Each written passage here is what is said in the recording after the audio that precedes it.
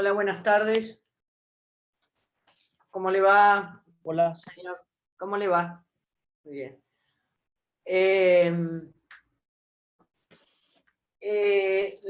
Hoy vamos a hablar de las obligaciones, digamos, vamos a empezar con la clasificación de las obligaciones de acuerdo al objeto.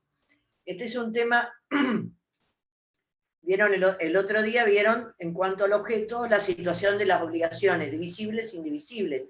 La clasificación esta está dada por las particularidades de la prestación, que las divisibles admiten fraccionamiento y las indivisibles, por su naturaleza, el ejemplo típico de entregar un animal y tal, no admite fraccionamiento. Dice Pizarro, son de prestación compacta. Esto se vincula de alguna manera, ahora, esta otra clasificación de acuerdo a los sujetos, entendiendo que hay obligaciones de sujeto singular, o sea que hay un acreedor y un deudor, disculpe, un acreedor y un deudor, o puede haber de sujeto plural, o sea que puede haber la pluralidad activa en la parte activa de la obligación, en la parte pasiva o en ambas. En la parte activa hay pluralidad cuando hay pluralidad de acreedores y un deudor, en la parte pasiva cuando hay pluralidad de deudores y un acreedor. Y la pluralidad mixta, digamos, mixta, es pluralidad en ambos polos de la relación obligacional. A su vez, las obligaciones de objeto plural, dice, la pluralidad puede ser disyunta o conjunta. Disyunta, como su nombre lo indica, y se utiliza el prefijo y, es que en realidad, dice, no es un supuesto de pluralidad, sino de indeterminación de los sujetos. ¿Por qué? Porque hay Pedro y Juan le deben a José 400 pesos. Esta es una obligación disyunta o alternativa. En realidad, porque dice Pizarro, es un caso de indeterminación del sujeto, porque hasta tanto se determine quién va a ser el acreedor, una vez hecha la determinación de quién va a ser el acreedor, la obligación es de sujeto singular. En cambio, la pluralidad conjunta en la mancomunación quiere decir plural. Es una palabra por ahí que no es del lenguaje usual, pero para clarificar siempre menciono esto. ¿Qué quiere decir mancomunado? Quiere decir plural.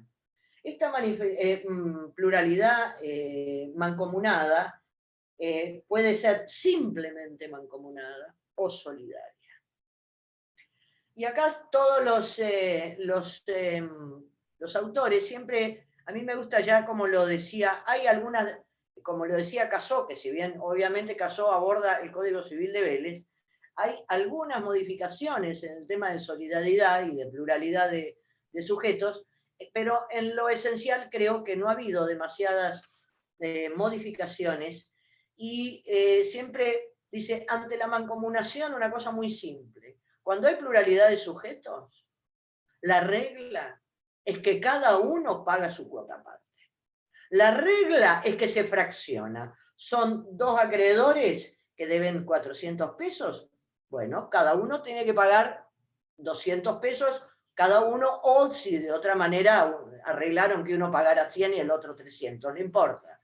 Pero se fracciona. Hay las dos excepciones. Al principio de este fraccionamiento, que habiendo pluralidad, cada uno paga y cada uno cobra su parte, las dos excepciones son la indivisibilidad y la solidaridad, que son, como dicen los autores, derogación del principio general, que cada uno paga o cada uno cobra su cuota aparte. En tanto que son excepciones al principio general, concretamente en el caso de la solidaridad, que vamos a decirlo ya mismo, desde el punto de vista pasivo, significa que cada deudor debe pagar la totalidad de la deuda, que a cada deudor se le puede cumplir el cumplimiento íntegro de la prestación. Hay 5 deudores. Esto es en beneficio del acreedor, digamos, se dice, como función económica o como función económica de la solidaridad que facilita el cobro. El acreedor ahora tiene 5 deudores. Le falla uno por insolvente, la insolvencia la tienen que cubrir los otros 4. De la misma manera a los deudores les conviene, porque son 5 para pagar, entonces uno que es solvente va y paga. Y ese pago, esa novación, esa compensación, la dación en pago y otras circunstancias, el famoso verbo propagan los efectos liberatorios a todo el resto de los deudores. Y acá hay 2 grandes efectos que vamos a ver. Los efectos en el haz externo u horizontal, ¿sí? El horizontal, que sería la relación entre la parte de los acreedores y la parte de los deudores, y después las relaciones internas entre cada haz. Una vez que uno pagó, uno novó, uno extinguió la obligación, que ese deudor que pagó todo le va a decir a sus codeudores: por favor, contribuyan conmigo. Principio de contribución, acción recursoria. Yo debíamos 1000, los pagué todos yo. Somos 4, salvo que hubiera un acuerdo diferente en cuanto a las partes, cada uno debe contribuir con ese deudor que pagó. Y por el lado del acreedor, el acreedor que cobró todo, ahora llega el momento de distribuir, de repartir lo que ha percibido. Pero a mí lo reitero porque me parece ilustrativo esto que tener presente. Ante la situación de pluralidad de sujetos en una obligación, la regla es que cada uno paga su cuota aparte y cada uno cobra su cuota aparte. Las 2 excepciones son, por diferentes motivos, las obligaciones de prestación indivisible y las obligaciones solidarias. Acá ya, porque ¿qué pasa? También tenemos que tener presente que si la obligación, aunque fuera de prestación indivisible o divisible, si tiene un acreedor y un deudor, hay que cumplir íntegro el objeto prestacional. Digamos, como si fuera indivisible, o valga que no es así, aunque fuera solidaria, digamos.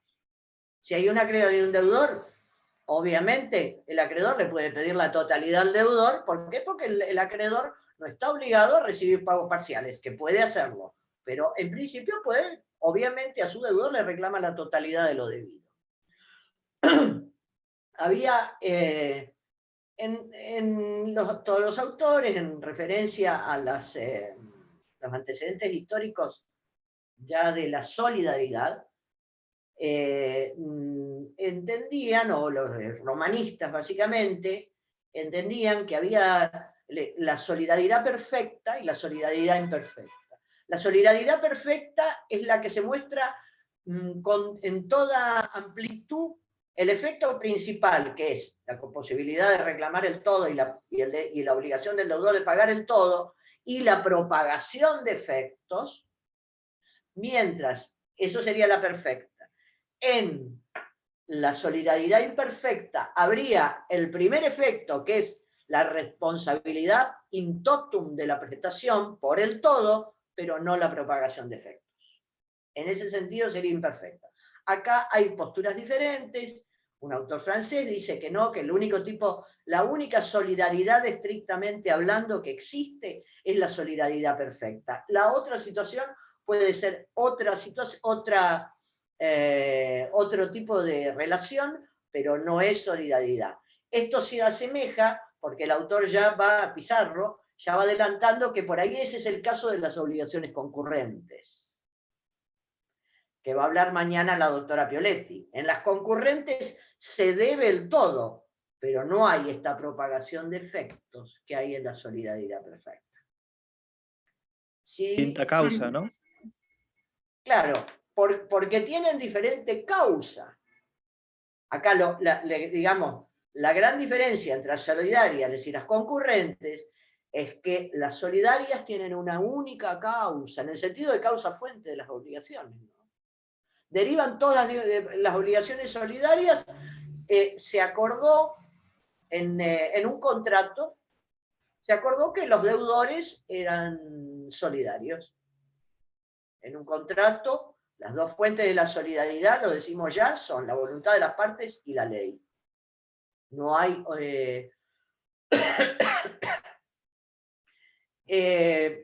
¿qué estaba diciendo? Bueno, y en las concurrentes, en cambio... y acá también es interesante la novedad que trae el Código Civil y Comercial, en el sentido que cuando dice criterio, ¿cómo se le llama? Criterio de aplicación en el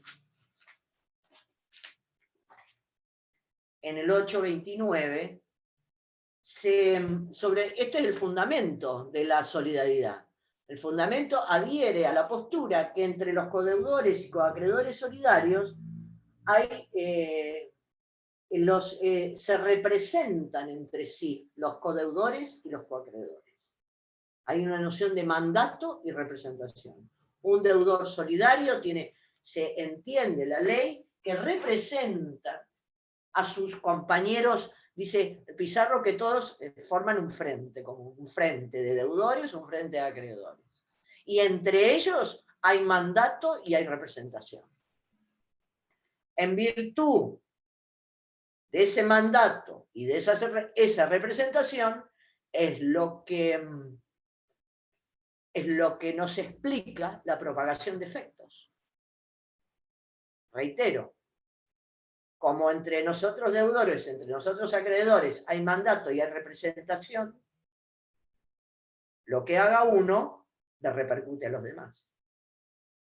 Esto es lo que enseña, digamos, o trasunta la idea de mandato, de representación. La propagación de efectos es posible porque hay mandato y hay representación. Bueno. Solo de la voluntad y la ley es la fuente. Sí, en el sentido que puede pactarse convencionalmente, o hay situaciones que la solidaridad va a surgir del texto de la ley, que ahora vamos a ver. ¿Puede venir de un hecho antijurídico, la solidaridad? Hay. Ejemplo, en un accidente de tránsito. Claro, es la ley la que dice, ya te digo, los supuestos de solidaridad legal. En el 1751 la ley va a decir, cuando por una causa única se produjeren daños con intervención de varias personas, la responsabilidad frente a la víctima del daño es solidaria. 1751. Ahora seguimos con esto. Vamos a decir con propiedad, la solidaridad de fuente legal establece la solidaridad en los hechos ilícitos. Y hay otros casos que ahora vamos a comentar. Las 4 situaciones que se pueden dar, dice Casó, y dice Pizarro también, son que la obligación simplemente mancomunada de objeto divisible, obligación simplemente mancomunada de objeto indivisible, obligación solidaria, pero con objeto divisible, y obligación solidaria con objeto indivisible. El 827 es el artículo donde empieza el tema de la solidaridad y habla de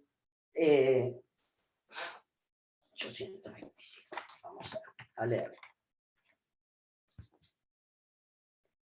¿Hay solidaridad en las obligaciones con pluralidad de sujetos y originadas en una causa única, cuando en razón del título constitutivo o de la ley, acá tenemos las dos fuentes, título constitutivo, que puede ser un contrato o un testamento, dice Pizarro, por ejemplo, o de la ley, el cumplimiento total, este es el efecto principal de la solidaridad. El cumplimiento total puede exigirse a cualquiera de los deudores por cualquiera de los acreedores. Este es el efecto principal de la solidaridad.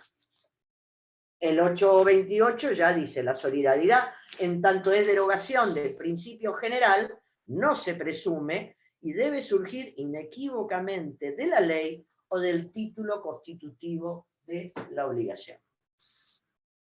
Como caracteres de la solidaridad tenemos la pluralidad de sujetos, que pues, la unidad de objeto, la prestación es debida por todos, es una obligación, no son varias obligaciones, es una. Causa fuente única, pluralidad de vínculos. ¿Por qué digo esto?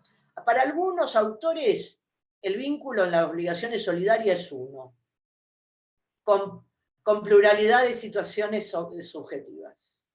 Y para otros autores, son varios vínculos coligados. Hay estas dos posturas. Para algunos es un único vínculo solidario, con prestación única, con prestación única, perdón, con la obligación de satisfacer la prestación in totum, o para algunos, que es la postura de Pizarro, se trata de pluralidad de vínculos, pero coligados, como vasos comunicantes. Lo que pasa entre un deudor y un acreedor se comunica, se propaga, se refleja en el resto de los codeudores solidarios o coacreedores solidarios.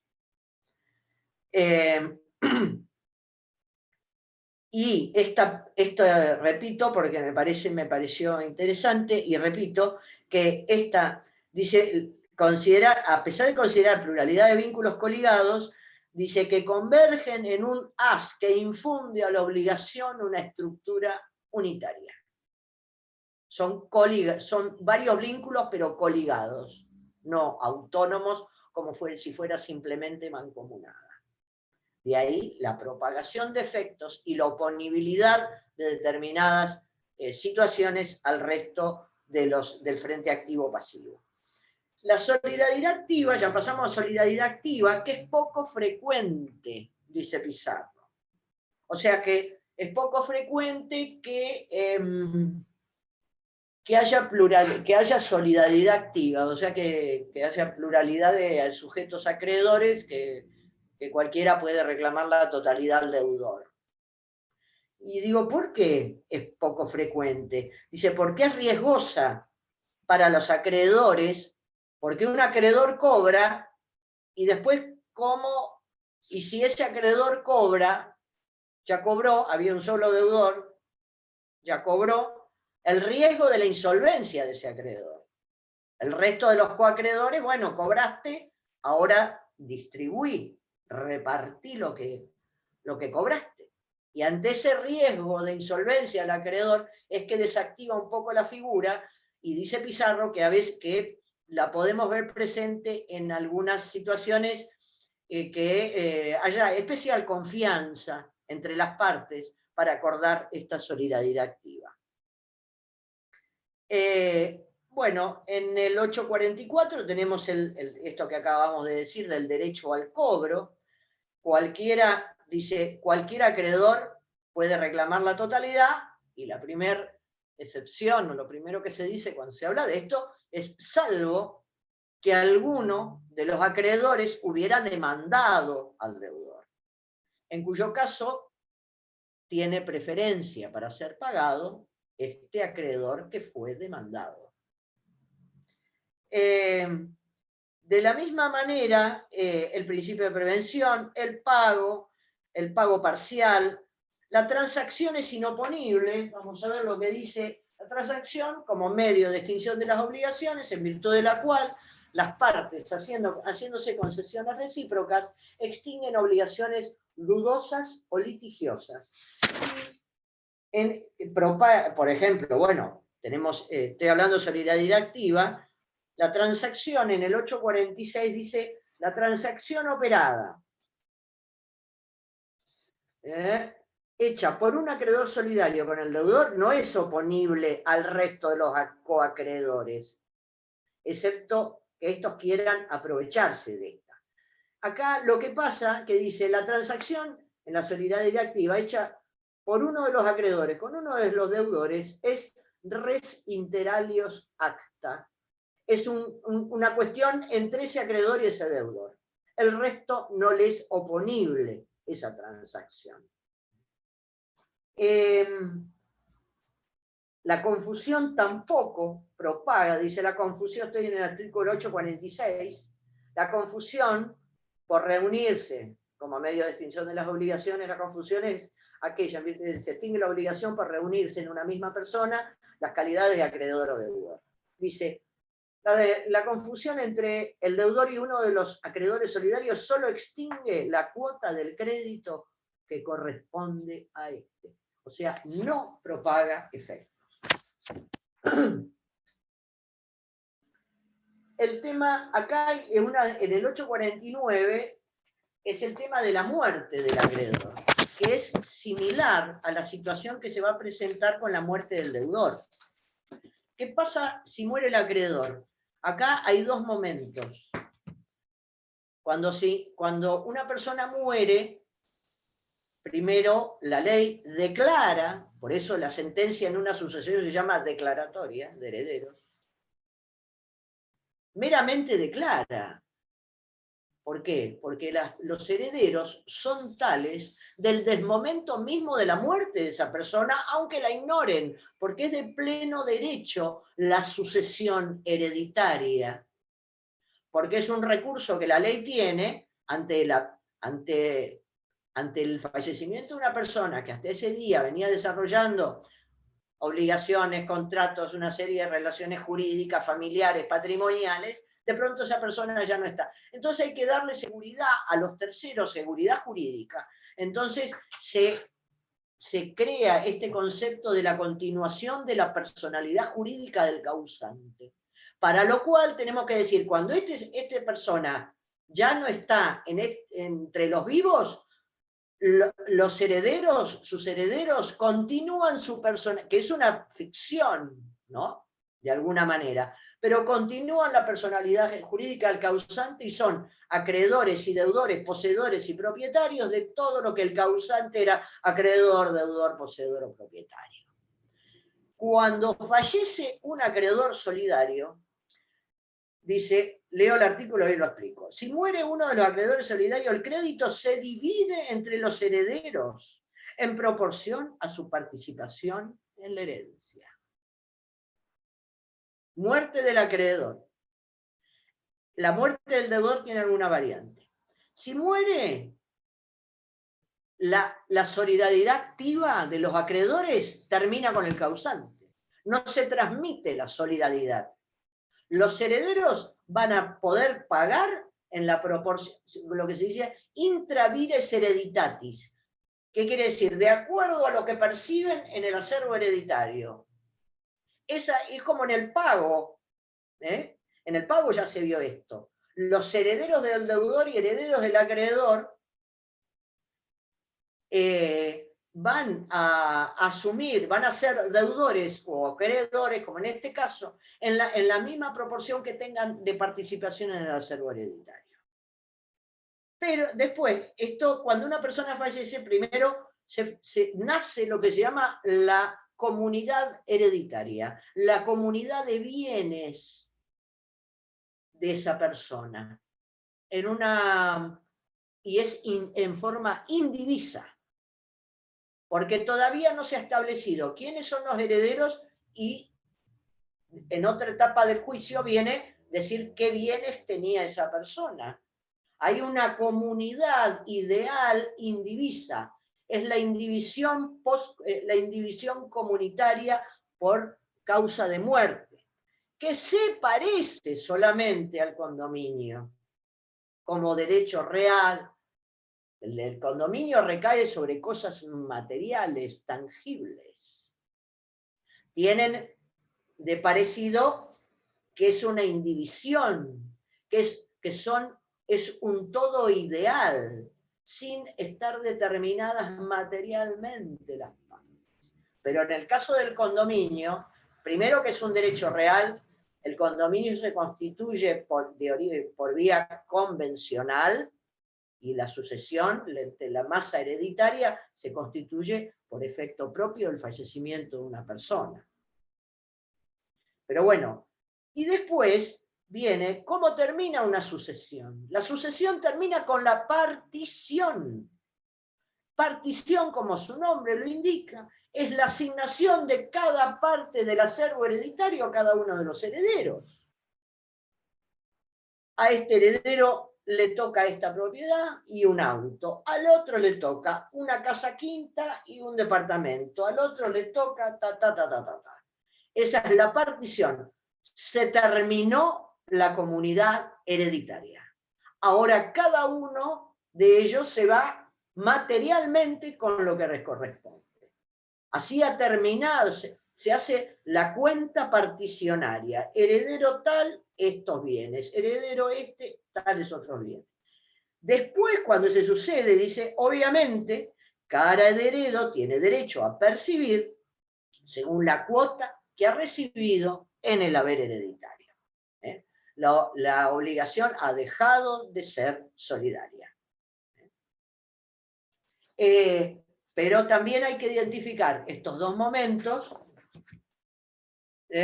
Se divide en proporción a su participación en la herencia. Y después de la partición, cada heredero tiene derecho a percibir en proporción a lo que le ha tocado en el acervo hereditario.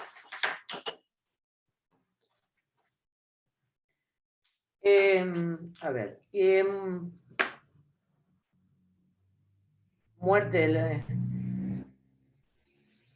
Ahora vamos a ver solidaridad pasiva, ¿no? Que se va a tratar del supuesto. Doctora, de plural. Sí, dígame. en la solidaridad activa, que hay Sí. un solo deudor, Sí. también es riesgosa en ese aspecto de que el deudor puede ser insolvente Y lo que pasa es que acá va a estar en problemas el acreedor, porque tiene un solo deudor, salvo que fuera la solidaridad mixta, tanto de acreedores como de deudores. Ahí va a tener otro deudor al cual reclamarle. La insolvencia de un codeudor solidario se propaga, se comunica al resto de los... Pero si tiene un solo deudor, está en problemas. Dice, porque la solidaridad pasiva es interesante esta referencia que usted hizo, porque la solidaridad actúa, dice que Pizarro, en el ámbito de las garantías personales. Tener varios deudores y me garantiza de alguna manera, si no es este, será el otro, y si no el otro. Y también dice, con la idea y función económica de la idea de la expansión de la responsabilidad por incumplimiento.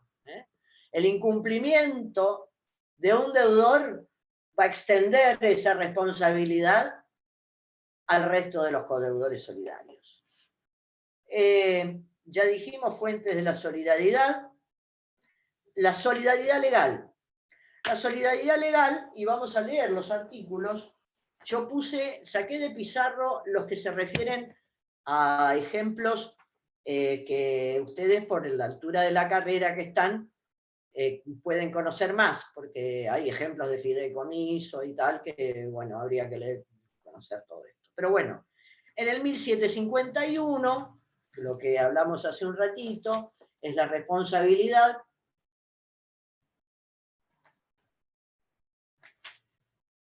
1751, pluralidad de responsables. Acá es la ley la que va a decir esta responsabilidad solidaria.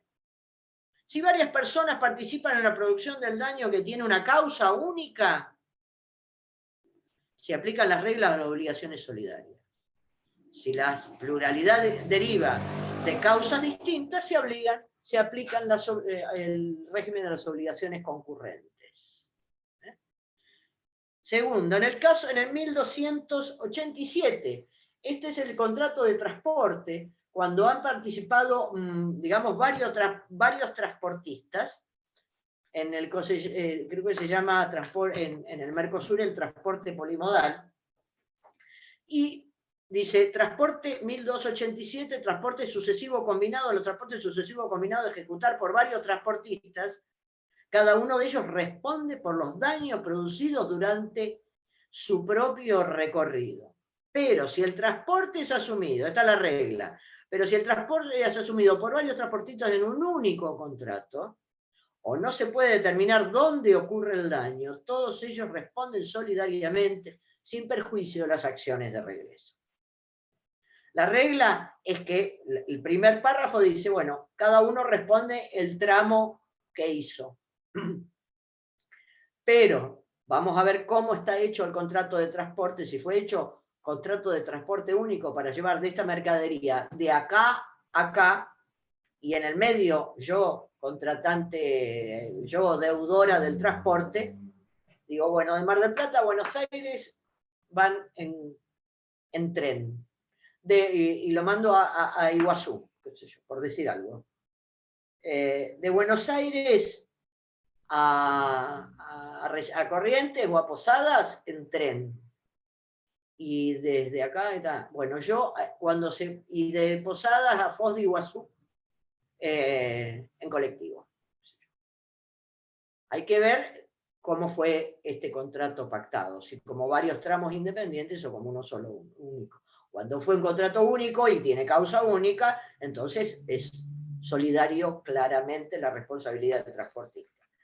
Después el contrato de comodato. El contrato de comodato, que es un contrato que se usa mucho, 1536, es un contrato del famoso préstamo gratuito de una cosa, mueble o inmueble. Está definido en 1536, en 1533. El contrato de comodato, una parte se obliga a entregar a otra una cosa no fungible, mueble o inmueble, para que se sirva de ella gratuitamente y la restituya la misma cosa recibida. Bueno, cuando hay varios, 1536, cuando hay varios comodatarios, todos responden solidariamente de los daños que sufra la cosa mientras la usan, mientras dura el contrato de comodato. A ver, responde por deterioro cuando son varios comodatarios. Es el último párrafo del 1536. Si varios comodatarios responden solidariamente. Después, cuando hay daños provocados por todo supuesto de solidaridad de origen legal, 1760, responsabilidad por cosas arrojadas o suspendidas. El famoso, en la sección de responsabilidad colectiva anónima. Si de una parte de un edificio cae una cosa y esta es arrojada, o cae o es arrojada, los dueños y los ocupantes responden solidariamente ante la víctima. Salvo que, ¿cómo se libera? Demostrando que no participó en la producción del hecho. Los padres tenemos una responsabilidad solidaria frente a de los hechos dañosos que ocasionen nuestros hijos que están bajo nuestra responsabilidad parental y habiten con los padres. Estas dos cosas. Están bajo la responsabilidad parental de los padres, lo que antes era patria potestad, y habiten con ellos. Esta responsabilidad es solidaria ante la víctima del daño causado por el hijo. Después, otra situación común es la famosa transferencia del fondo de comercio. Un giro comercial, un almacén, una casa de repuestos, lo que fuera, el que la explota la quiere transferir ese giro comercial a otro, comprador, vendedor. Para que ante lo que esto está en la ley 11.867, la famosa transferencia del Fondo de Comercio, requiere para ser eficaz frente a terceros que se publiquen edictos. Se transfiere el kiosco de Bolívar e Independencia. Es un llamamiento ¿a quién? A los acreedores. Puede tener deuda con los proveedores, puede tener deuda con empleados. Si no se publican edictos, que dice, bueno, y tiene que, esto lo hacen los martilleros o los escribanos, si no se publican edictos, tanto comprador como vendedor, martillero y o escribano son solidariamente responsables ante estos acreedores del transmitente. Y reitero, puede ser cargas tributarias de la actividad que se trate, empleados, proveedores, por ejemplo. Este es otro supuesto de solidaridad de fuente legal. Por otro lado, y como interesante, la ley 24240, la ley de defensa del consumidor, en el artículo 40, dice que en el caso de daños ocasionados por vicios o defectos en los productos, son solidariamente responsables todos los integrantes de la famosa cadena de comercialización, que va desde el productor, desde el que fabrica determinado producto, el que lo distribuye, el que lo comercializa, son todos solidariamente responsables ante el consumidor. Y acá voy a leer el artículo. Y acá hay una cosa interesante que dice Pizarro, que esto en rigor, esto del artículo 40, se emparenta, esto por solidario por voluntad de la ley, porque este artículo 40 más se asemeja a obligaciones concurrentes que a obligaciones solidarias. Porque son diferentes contratos. Uno fabrica el coche, Ford, fabrica el coche. Otro lo promociona, una concesionaria, es otro contrato. Otro lo financia, es otro contrato. No obstante lo cual, la Ley de Defensa del Consumidor, el legislador, le ha dado esto carácter de obligación solidaria. Vamos a leer el 40. Hay un autor que por ahí dice que las obligaciones concurrentes deberían haberse sacado de este código. Creo que lo leí en Trigo Represa. Sí, ajá. Dar la solución con las obligaciones solidarias. Creo. Sí, sí. Sí, hay algunos. Es más, yo tengo acá un artículo que creo que está en el campus. La verdad que no tuve tiempo de leerlo, he leído. De Sandra Bierba, dice obligaciones solidarias y concurrente, desvanecimiento de las diferencias. Y la autora, que es un artículo muy bueno, voy a chequear que esté. A ver. La autora dice que esta diferencia no le encuentra suficiente justificación. A ver, por ejemplo. En un sistema jurídico preocupado por garantizar la indemnización de las víctimas de daños injustos, la aspiración de ampliar el catálogo de posibles responsables resulta natural. Bien. El tema es muy trascendente si te tiene en cuenta que la mayor parte de perjuicios en la sociedad actual comprometen siempre a más de un responsable, por lo general. Involucra siniestros viales, responsabilidad del principal por hechos dependientes, daños causados por delitos y cuasi delitos, y el tema del consumidor. Pero bueno, voy a leer el 40. Si el daño al consumidor resulta del vicio o riesgo de la cosa o de la prestación del servicio, responderán el productor, el fabricante, el importador y el distribuidor y el proveedor, el vendedor y quien haya puesto su marca en la cosa o servicio. Por el solo hecho de poner la marca, el logo, el plotter en un camión, involucra la responsabilidad solidaria. El transportista responderá por los daños ocasionados con motivo de ocasión del servicio. La responsabilidad es solidaria, sin perjuicio de acciones de repetición. Obviamente, acá sí va a haber acciones de repetición porque es solidaria, no si fuera concurrente. Solo se liberará total o parcialmente quien demuestre que la causa del daño le ha sido ajena. ¿La concurrente no hay repetición? No, está más limitada. 1236. Sí, hay repetición, pero muy limitada. Muy limitada. Ahora mismo no me acuerdo, pero no es tan generosa en sus efectos como la solidaridad. Me disculpa un En el momento, voy a campus, buscar agüita. Un minuto.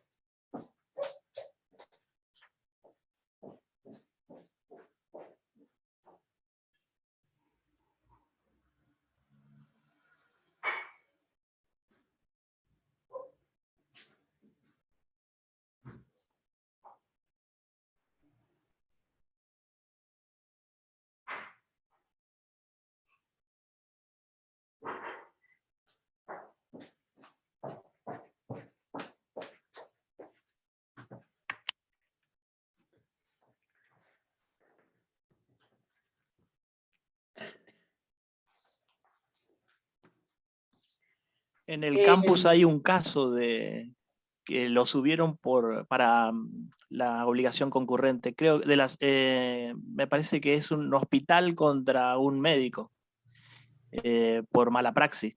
Respondió el municipio y el hospital y el médico no, porque tiene una responsabilidad indirecta. Sí. A ver. Hospital Ramón Después, Santamarina versus Doctor Naveira, el caso. lo voy a anotar, porque lo Ahí del podemos... campus. Ajá. Ahí, a mí me suena, caso Hospital Santa Hospital María. Ramón Santamarina contra Doctor Naveira, que era el médico que estaba de guardia y él no era obstetra y atiende a una mujer que vino a dar a luz. Capaz que sea en Tandil, ¿no? Porque el hospital se llama Santa María. Santa Marina. Sí, A es mí en me Tandil. suena esto, me suena muchísimo este fallo, capaz que lo he La leído. sentencia fue del 2015 y justo la reforma fue en agosto del 2015. Creo que aplican el código viejo y el código nuevo en el caso. Claro, porque y no es que en ese fallo que los daños los hacen de acuerdo al código nuevo. Sí. Y dicen, yo he tomado de ese fallo, me acuerdo por eso, que, ¿qué pasa? Con la postura de la aplicación inmediata de la nueva ley, que involucra, sin ser retroactiva, a las consecuencias de las relaciones jurídicas nacidas con anterioridad. Y el daño, en este caso o en otros, este daño que se produce bajo la vigencia de la nueva ley debe ser reparado y abordado desde la perspectiva de la nueva legislación. Porque si bien el ilícito originario, el hecho dañoso, sucedió bajo la vigencia del Código Civil de Vélez, las consecuencias están ocurriendo bajo la vigencia de la nueva ley. Sí, creo que era en el tema sobre todo que viene aplicando el Código Civil de Vélez para la responsabilidad, la antijuridicidad, dice, pero el daño lo vamos a visualizar y abordar desde la perspectiva del nuevo Código Civil y Comercial. Sí, ahora creo que era ese tema. A ver, 24.240. Bueno, y la solidaridad en el derecho laboral, el famoso artículo 30 de la Ley de Contrato de Trabajo, que en los supuestos de cesión del establecimiento o subcontratación de empleados o cualquier forma de transferencia, ante el trabajador, todas estas empresas o subcontrataciones son solidariamente responsables por las obligaciones que asume el empleador frente al trabajador. Es la famosa solidaridad del derecho laboral, artículo 30 de la Ley de Contrato de Trabajo. Bueno, ahora tenemos, en punto, siguiendo ahora con el tema de los efectos principales de la solidaridad, el 833, el tema de la exigibilidad. Bueno, estamos repitiendo un poco, pero no importa, es la solidaridad pasiva, es que cada deudor puede ser demandado, reclamado de pagar la totalidad de lo debido, sea divisible o indivisible. Cada deudor va a tener que pagar la totalidad. Derecho a cobrar, dice el título del artículo. El acreedor tiene derecho a requerir el pago a uno o varios, o a todos, a uno, a varios o a todos, simultánea o sucesivamente. Acá discurre Pizarro sobre esto de a quién puede, cómo puede un acreedor demanda, uno de los acreedores demanda a uno solo de los deudores. ¿Puede ese deudor traer a juicio al resto de los deudores? Algunos dicen que no, que este es un derecho del acreedor, porque me está diciendo que el acreedor tiene derecho a requerir el pago. Es un derecho del acreedor. No lo puede modificar el deudor, dice alguien como argumento. El acreedor puede elegir de 5 deudores demandar a 1, a 2 o a 4. Eso lo decide el acreedor. El deudor dice, no puede decir, ay, me demandó a mí, pero yo tengo 4 codeudores solidarios, los llamo a juicio para que vengan a juicio. En cambio, Pizarro dice que no, que sería, si bien el acreedor es la parte activa de la obligación, no es el dueño de la relación jurídica obligacional. Y la solidaridad también impone que si los deudores son solidarios, sería como abusivo prohibirle a un codeudor solidario que traiga a juicio en la figura del litisconsorcio facultativo, creo que era, que es la figura procesal, para que comparezcan a juicio conjuntamente con él, que ha sido demandado por uno de los acreedores. Y en general se acepta, pero claro, es más fácil litigar con 1 que litigar con 5 o con 4. Pero porque tengo que dar, es más trabajo. Todo, traslados, pruebas, sobre todo los traslados a todos de todo. También puede, dice, en caso de que ese deudor resulte insolvente, porque alguna postura decía, yo tengo que el acreedor tiene que probar la insolvencia del deudor. Y Pizarro dice que decididamente ya se había dicho que no, que el acreedor demanda a un deudor, es insolvente, no tiene que probarlo, va directamente y demanda a otro, que es la esencia de la figura de la solidaridad. No tiene que probar la insolvencia, va directamente y demanda a otro.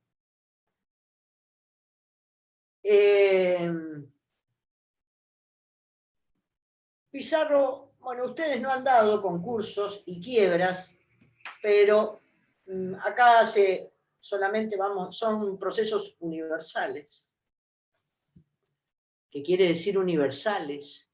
En el sentido que es un llamamiento a todos los deudores de una persona física o jurídica.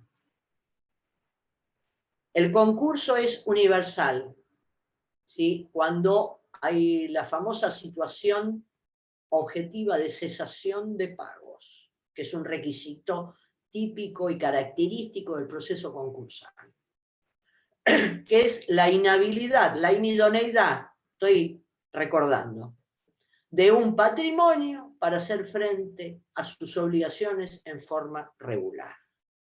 Hay una impotencia patrimonial de ese deudor físico o jurídico, de una persona física o jurídica, para hacer frente a sus obligaciones con características de generalidad y permanencia.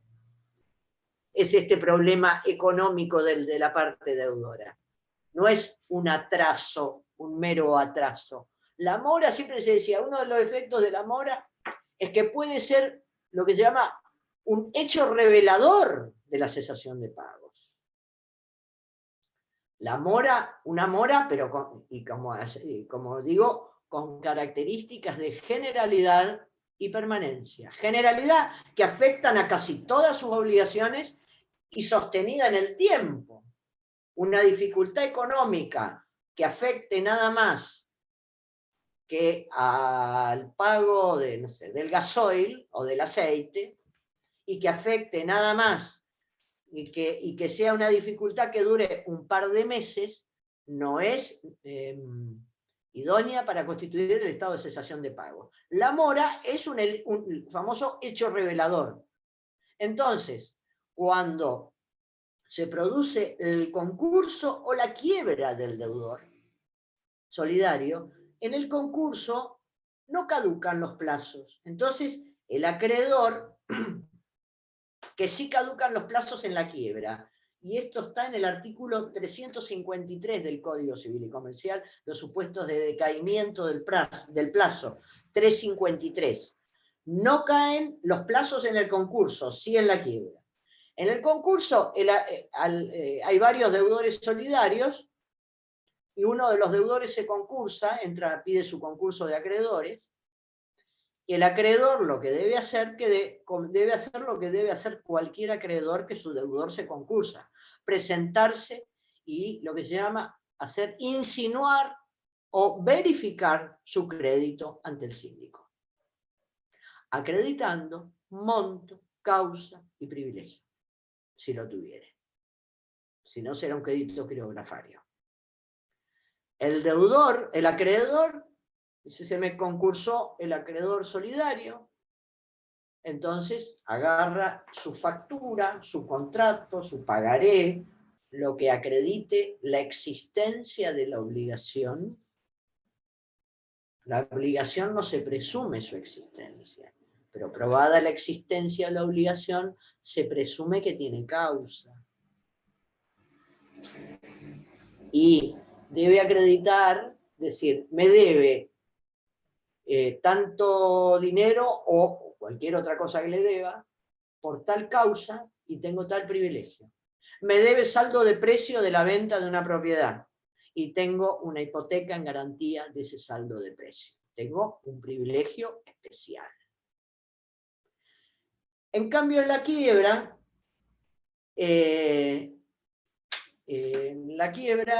a ver, esto era 353, ahora se me fue. En la quiebra caen los plazos y también, digamos, 353.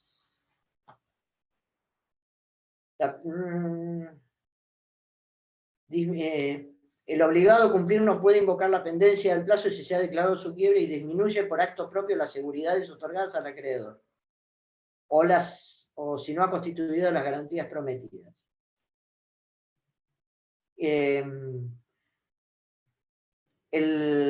Dice, el obligado no puede invocar la pendencia del plazo si se ha decretado la quiebra del deudor. Esto también en este proceso de quiebra también debe verificar, el acreedor debe verificar su crédito. Debe acreditar monto, causa y privilegio, si no lo ha hecho ya, si la quiebra no fue directa, pedido directos, sino que viene, por ejemplo, por el incumplimiento del acuerdo de pago propuesto por el deudor. No me voy a alargar mucho en esto porque no han visto concursos y si bien por ahí tienen una idea del tema, es bastante específico el tema concursal. Después, la novación, la compensación, la remisión de deuda, todos estos son efectos principales. La novación 933, que está en el 933, propaga los efectos liberatorios hacia todo el resto de los codeudores solidarios. Dice 835.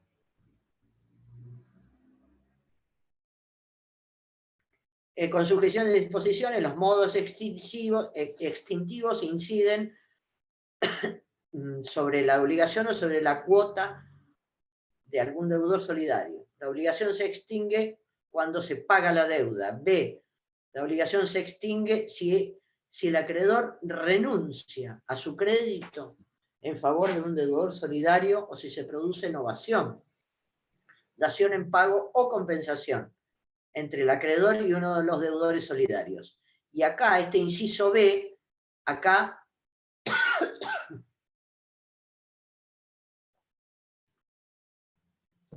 es una diferencia con las concurrentes. Es diferente, dice, yo le puse acá al lado, no en concurrentes, 851, inciso D. En la obligación concurrente, la renuncia al crédito a favor de un deudor, la novación, la dación en pago y la compensación, no propagan los efectos como propagan las solidarias, que usted me decía hace un ratito. Después, la confusión entre un acreedor y un deudor causa la extinción entre ellos. El resto de los codeudores solidarios sigue siendo un codeudor solidario. Codeudores solidarios. La transacción aprovecha a los otros en el sentido de la cuota parte que ha sido transigida.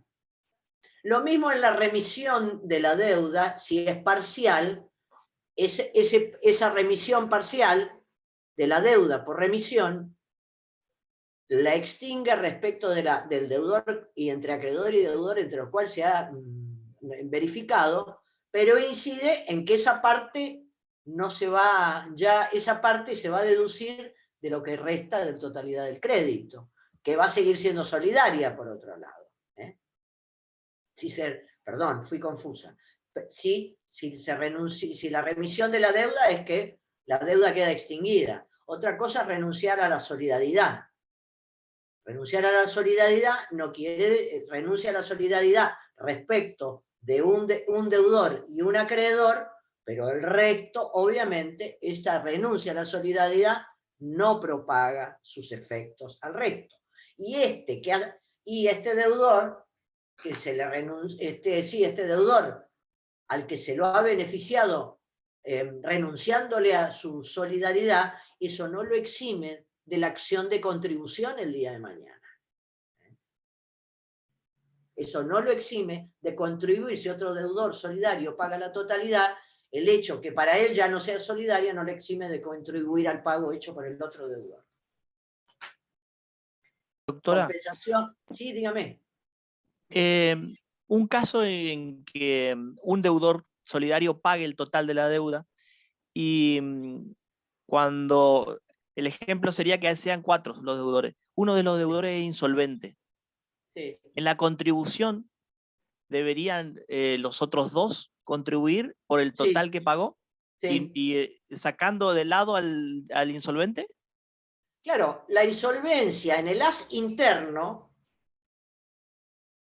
uno pagó, los liberó a todos, y yo le pido a los demás, a ese insolvente, digo, bueno, éramos 4, pagué yo, José no tiene un peso, así que la insolvencia de José la van a soportar entre ustedes 2 en proporción a la cuota aparte que ustedes tengan en el as interno.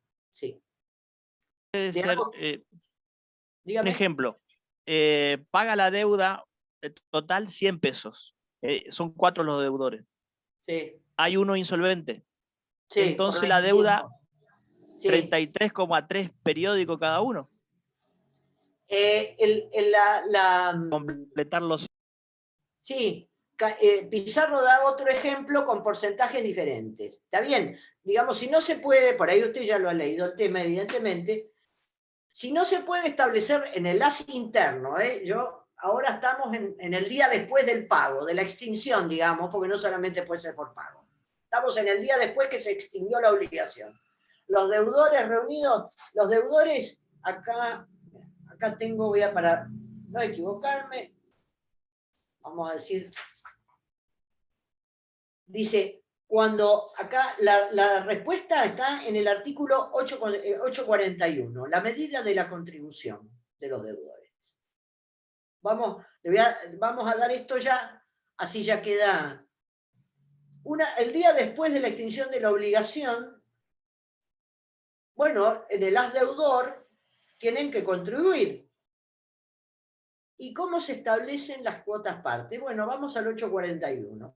El 841 me dice, de acuerdo a lo pactado entre los deudores, la fuente, finalidad y causa de la obligación, fuente, finalidad y causa, las relaciones internas entre ellos, demás circunstancias que nos ayuden para ver qué parte le corresponde a cada uno, y a falta de estos criterios será en partes iguales. Y el ejemplo de Pizarro dice que se deben 600.000 pesos, Luis y Marcela le deben a un acreedor 600.000 pesos. Luis debe 2/3 y Marcela 1/3. Marcela paga todo, paga los 600.000. Le reclama a Luis 400.000. Porque ella pagó de 400 de más. Los 2/3 de la deuda le correspondían a Luis. Marcela le va a decir a Luis, yo debía, entre nosotros, yo lo mío son en mi tercio, pero yo pagué la totalidad. Vos tenías 2/3, tenés que pagarme a mí, contribuirme a mí en esos 2/3. Si fuera insolvente, si uno o dos, la insolvencia de alguna manera también se comunica internamente. La insolvencia de Luis, y bueno, me pone un ejemplo con 3, va a tener que ser soportada por el resto de los deudores solidarios, viendo qué porcentaje, qué proporción, qué monto, digamos, tiene cada uno de los deudores en la participación del 100% de la deuda. Más o menos...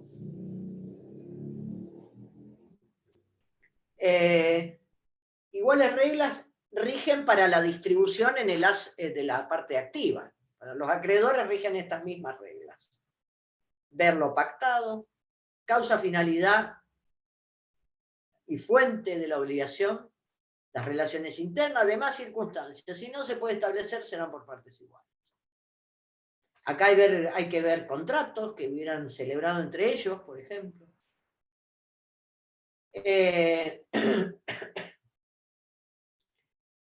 Entonces, el principio de contribución,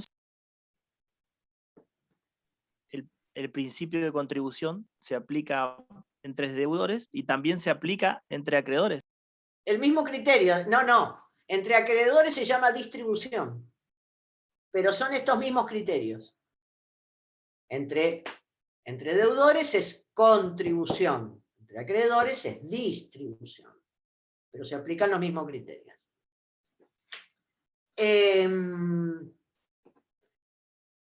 Acá hay en el 1751, que habíamos visto que es la solidaridad en los hechos ilícitos,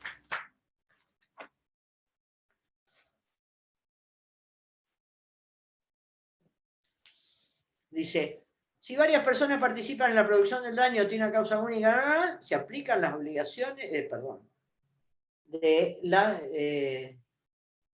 de las concurrentes, ¿no?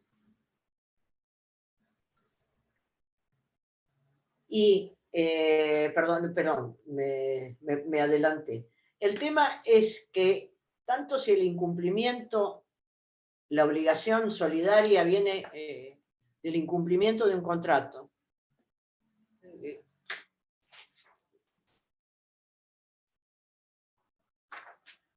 porque me vuelvo para atrás, que están efectos incidentales, la muerte. Vuelvo para atrás porque si no se... Estábamos viendo el tema de los efectos principales de la solidaridad.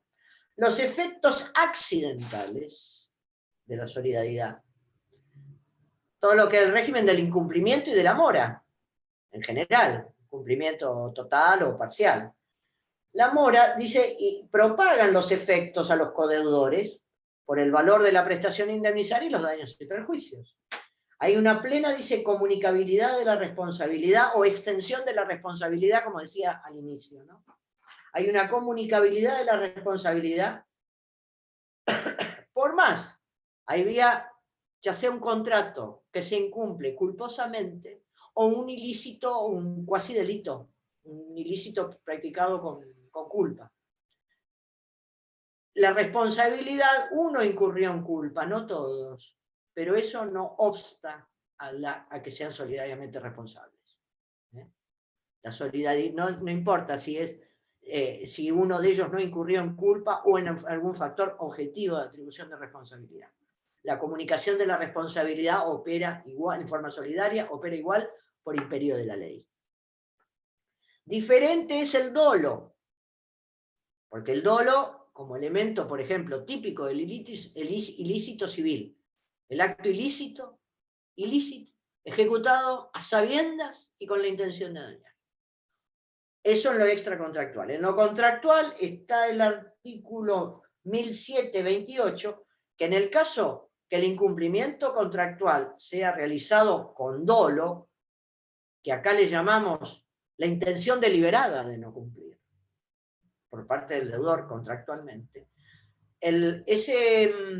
cuando se incumple por dolo, los daños van a ser evaluados no al momento de la celebración, como si fuera un incumplimiento con culpa, sino al momento del incumplimiento.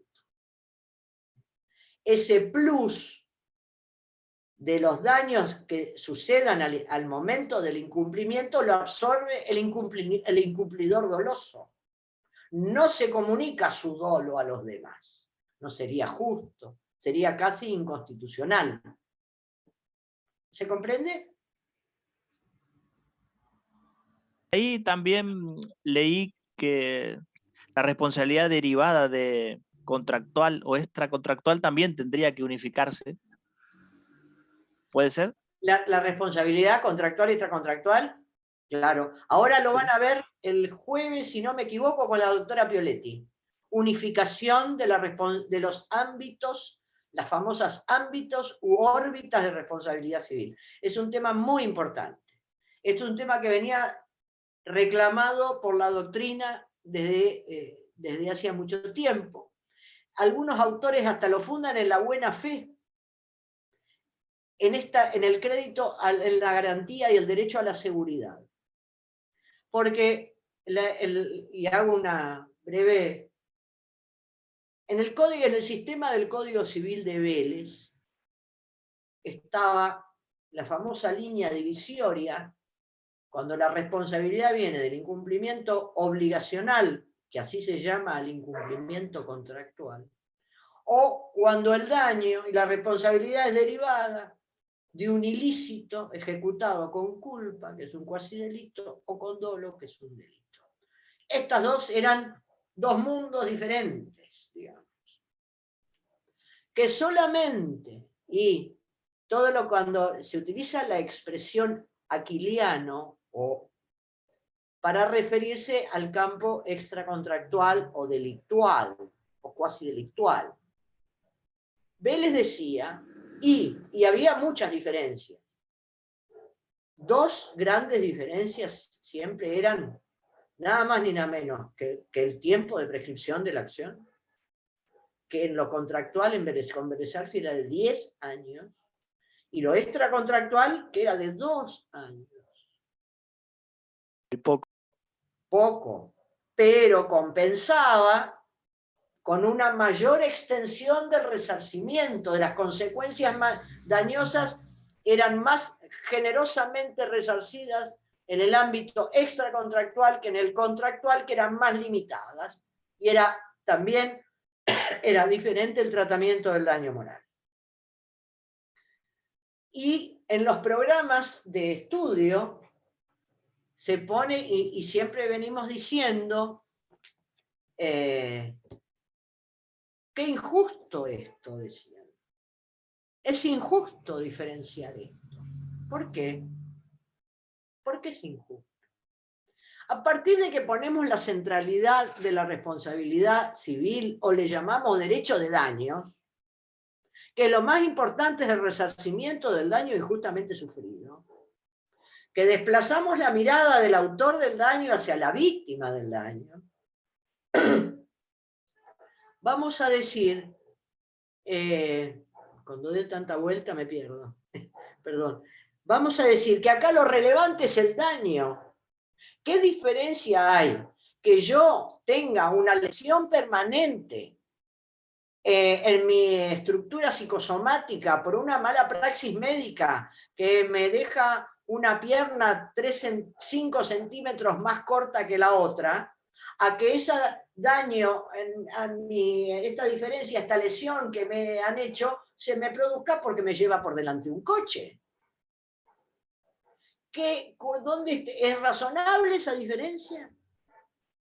Acá hay un tema elemental de buscar la razonabilidad de las soluciones legislativas. En derecho esto es el ABC. Una solución, una decisión legislativa tiene que ser razonable, que la razonabilidad, el principio de razonabilidad es esto, una coherencia entre los fines y los medios. Un tratamiento diferente. Nosotros vivimos hablando de la discriminación. De discriminación de la mujer, de los discapacitados. Decimos que hay discriminación en la ley de riesgos del trabajo, en que pone topes indemnizatorios. Pero lo que digo, y esto apunta la injusticia de la división de la esfera contractual y aquiliana. Cuando el daño es el mismo, la víctima del daño, o les digo víctima cuando es extracontractual, le digo acreedor de indemnización en el ámbito obligacional. Sí, a mí me atropelló un coche, una fractura expuesta de tibia y peroné. Cirugía, bueno, y bueno, se pudo hacer esto que con una pierna más larga o cualquier lesión. Y tuve la misma lesión Entonces, ¿es razonable esta diferencia? Y se concluía, no, hay que unificar.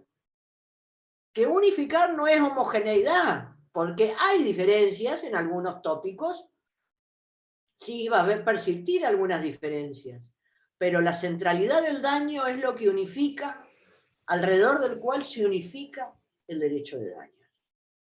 Creo, si no me equivoco, está en el cronograma, que ya lo puse, la doctora Pioletti va a dar unificación y hay ya material en el campus para leerlo. Es muy interesante y es muy importante ese tema de la unificación de la responsabilidad civil. En cuanto a efectos, bueno, estaba hablando accidentales, la insolvencia, bueno, también esto no lo libera, al insolvente no se libera, digamos, que faculta al acreedor a reclamarle a los otros deudores en la proporción que tengan. La prescripción. La prescripción es decididamente, hoy podemos decir que es la extinción de la obligación mediando inacción del acreedor por los tiempos establecidos y los plazos establecidos por la ley. Luego de lo cual, la obligación ya no puede ser reclamada. Hay dos cosas que impactan en el curso de la prescripción: la suspensión y la interrupción. La interrupción causa volver el contador a cero, vuelve a correr el plazo de prescripción de la acción para reclamar. La suspensión, no, se detiene, pero después, cuando se termina la causal de suspensión, bueno, ustedes ya lo vieron. Prescripta la interrupción de la prescripción que perjudica a los deudores y beneficia a los acreedores, puede ser, había 3 y ahora son 4 causales de interrupción. Básicamente, hoy se dice, antes decía la demanda, hoy dice toda petición judicial que trasunte claramente la intención del acreedor de mantener vivo su derecho y reclamarlo. La mediación también interrumpe el curso de la prescripción cuando, después, otra causal es cuando acreedor y deudor dice, bueno, tenemos estas diferencias en este tema, siempre patrimonial, estoy hablando, siempre cuestiones patrimoniales, vamos a hacer un contrato que vamos a someter este diferendo que tenemos a que 3 árbitros o amigables componedores lo resuelvan, nosotros acercamos la documentación, los antecedentes del caso y que lo resuelvan. Sometemos acreedor y parte acreedora, parte deudora. Eso también causa que se interrumpa el plazo de la prescripción porque estamos tratando de resolverlo. Y el otro causal es que el deudor, y acá viene el problema, el deudor reconozca que debe. El reconocimiento del deudor de estar obligado interrumpe el curso de la prescripción a favor del acreedor. Ahora, ¿suspende o interrumpe la mediación? Interrumpe. Interrumpe. ¿O me equivoqué? Creo que leí que suspende. Perdón, Cuello. No.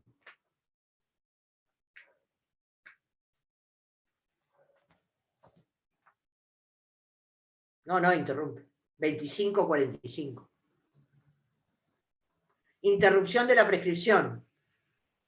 Por reconocimiento, por petición judicial, por solicitud de arbitraje.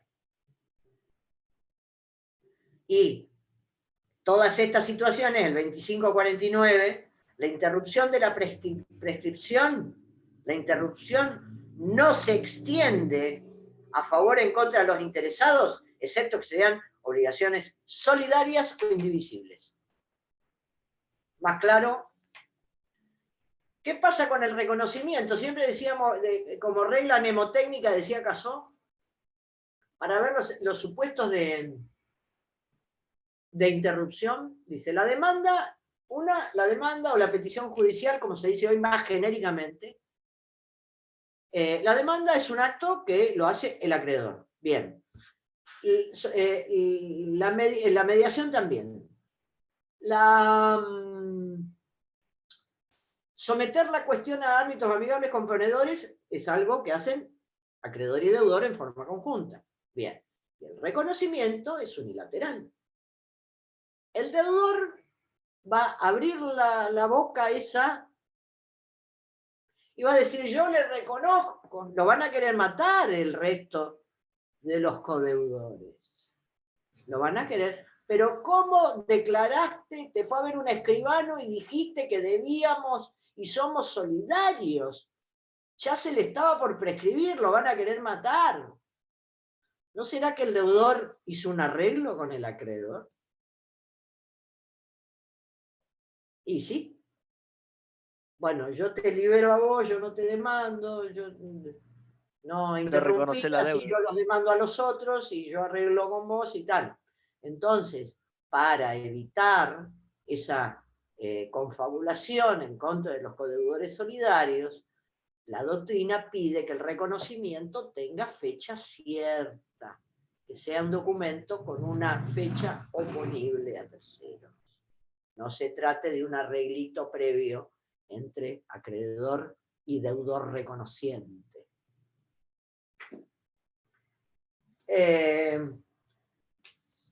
Finalmente, bueno, la muerte del deudor.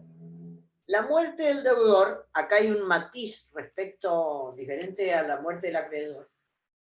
Dice, producido el fallecimiento del deudor solidario, la deuda ingresa a la masa indivisa y los acreedores pueden oponerse a que los herederos se lleven nada hasta que les paguen.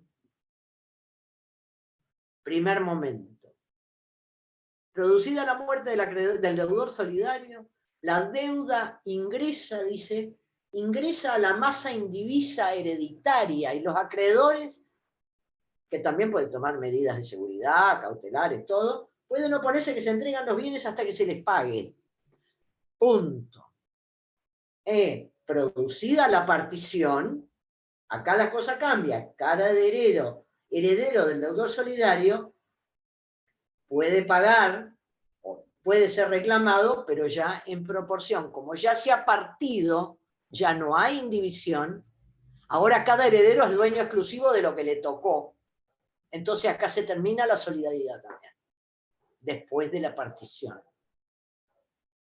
Porque ya no hay más confusión y como la solidaridad agrava la situación de los deudores, la solidaridad no se presume, tampoco se transmite.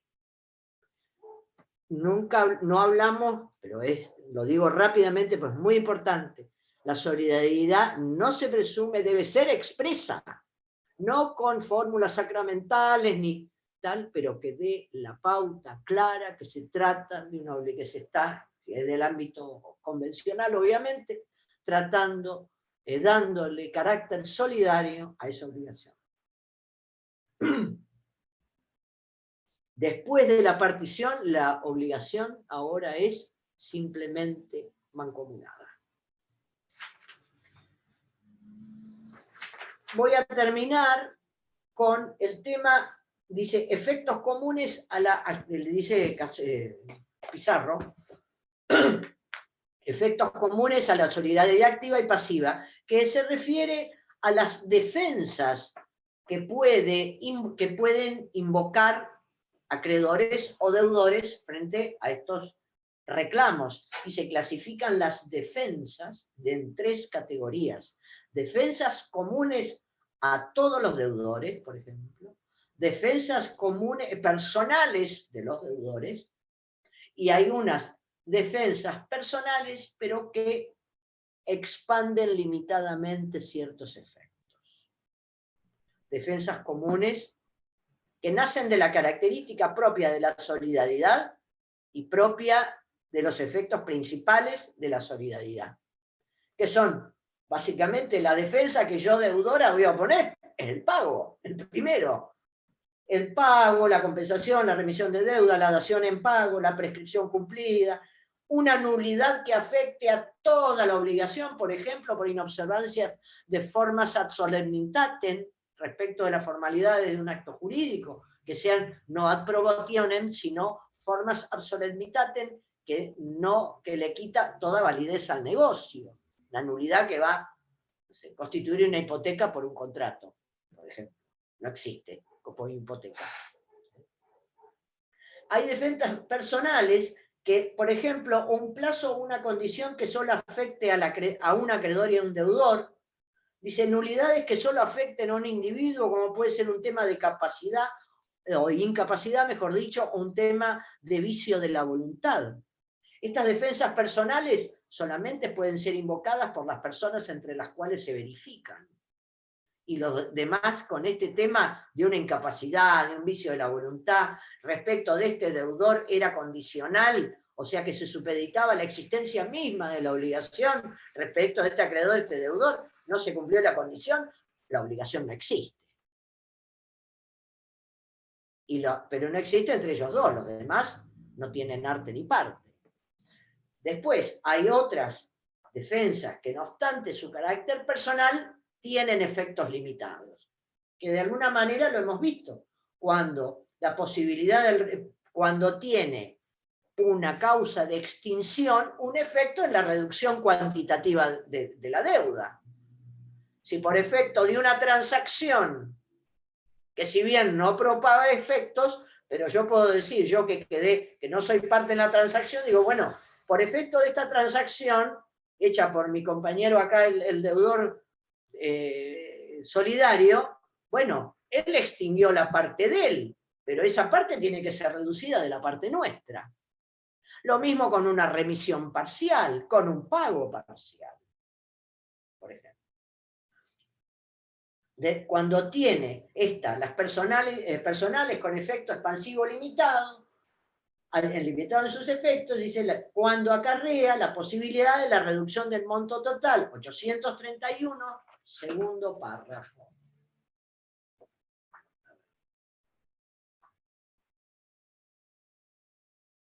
Las defensas, bueno, segundo párrafo, defensas personales. Las defensas personales pueden ver exclusivamente, dice, entre acreedor y deudor a quienes corresponden, solo tienen valor frente al coacreedor a quien se refieran. Sin embargo, pueden expandir limitadamente los efectos sobre demás codeudores y posibilitar una reducción del monto total que se les reclama, hasta la concurrencia de la parte perteneciente a la deuda al codeudor que las puede invocar.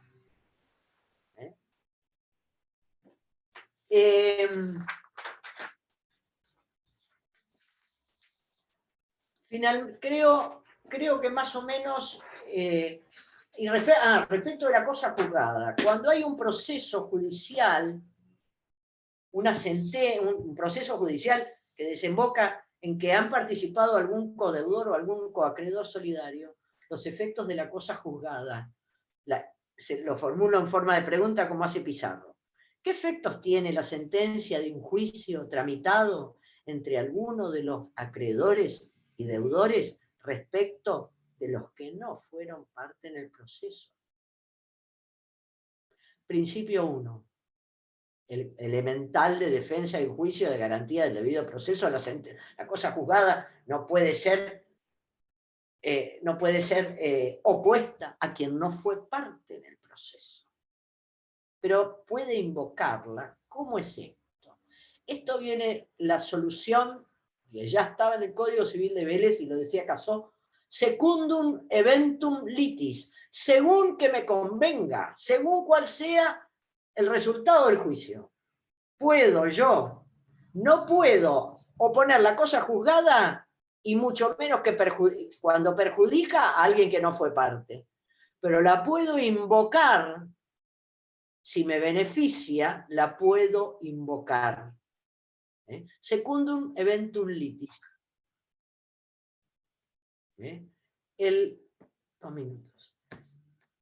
Hay propagación de efectos según el resultado. Si la sentencia fue favorable, la pueden invocar todos los deudores solidarios, aunque solo uno de ellos haya participado. En cambio, si la sentencia fue adversa jamás puede ser invocado contra los que no fueron parte en el juicio. Estos dos criterios de quién fue parte y quién no fue parte, y se beneficia, pero nunca, si perjudica, no se puede oponer a una persona que no fue parte en el proceso.